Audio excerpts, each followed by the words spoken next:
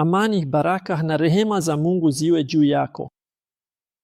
Katika video hii tutajifunza kwa nini tunatumia tafiti za mbinu mchanganyiko. Bila shaka, tafiti mchanganyiko ni tafiti za kiasi na ubora ambazo hutumika kwa wakati mmoja kwa njia tofauti, kama tutakavyoona katika video zingine. Kwa hivyo ni lini kesi zinazofaa za kutumia tafiti mchanganyiko au kinachojulikana kama mchanganyiko? Mbinu za kutumia tafiti mchanganyiko. Kwanza, kama kuna sehemu ya namba ya kiasi quantitative na sehemu ya nadharia au ubora inayojulikana kama qualitative na quantitative. Sehemu ya kiasi quantitative na sehemu ya nadharia qualitative. Wakati mwingine lengo la utafiti ni kufanya matokeo yaweze kutumika kwa upana zaidi. Na pia kuelezea matokeo haya, basi hutumika mbinu mchanganyiko. Wakati mwingine pia kujua au kutaka kuelewa au kufafanua baadhi ya matukio yanayohusiana na mambo ya utafiti.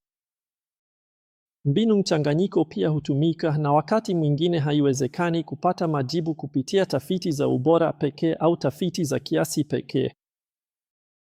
Kwa mfano, unaweza kufanya tafiti za kiasi lakini huwezi kupata picha kamili.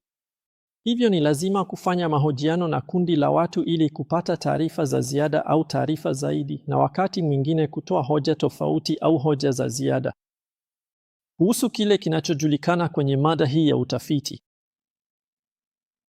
Sawa, hii ndiyo aina ya utafiti unaojulikana kama utafiti mchanganyiko au UMIT. Ni mambo gani hasa yanayochanganywa au kuchanganywa? Bila shaka, kuna mambo kadhaa ambayo yanaweza kuchanganywa, na haya ni baadhi ya mambo hayo. Swali la utafiti linaweza kuwa na sehemu ya kiasi na sehemu ya ubora. Mambo haya yanaweza pia kuhusisha kuchanganya mambo mengine. Wakati mwingine ni njia ya ukusanyaji wa taarifa. Njia ya ukusanyaji wa taarifa inaweza kuwa na sehemu ya kiasi yenye takwimu na sehemu ya nadharia kama vile mahojiano au wakati mwingine kuchanganya kunafanyika kwenye mbinu za takwimu. Kwa mfano, uchambuzi wa kiasi unahusisha majaribio ya takwimu. Wakati huo huo, uchambuzi wa nadharia unaweza kutumia uchambuzi wa mada. Sawa. Uchaguzi wa mada hutegemea mada zenyewe na wakati mwingine ni njia ya kufasiri matokeo. Majaribio au mbinu ya kiasi. Matokeo mara nyingi hufasiriwa kwa njia inayotegemea ukweli zaidi. Lakini katika tafiti au sehemu ndogo zinazohusiana na utafiti wa kiasi, matokeo hufasiriwa kulingana na kile kilichosemwa na washiriki. Pia, njia ya kufanya utafiti wakati mwingine huanza na mambo ya msingi au mambo mapya. Hapo ndipo tafiti za kimaudhui hutumika, na baada ya kuunda nadharia au dhana, tafiti za kiasi hutumika. Kwa baadhi ya mambo, kuna mkanganyiko kati ya hoja. Hii ni kati ya kama ni hoja mpya au hoja iliyotumika hapo awali. Njia ya kuchukua sampuli mara nyingi kwenye tafiti za kiasi huchukuliwa kwa njia fulani. Kwa uwezekano au wakati mwingine kwa njia isiyo na uwezekano, lakini inapendekezwa zaidi kwenye tafiti.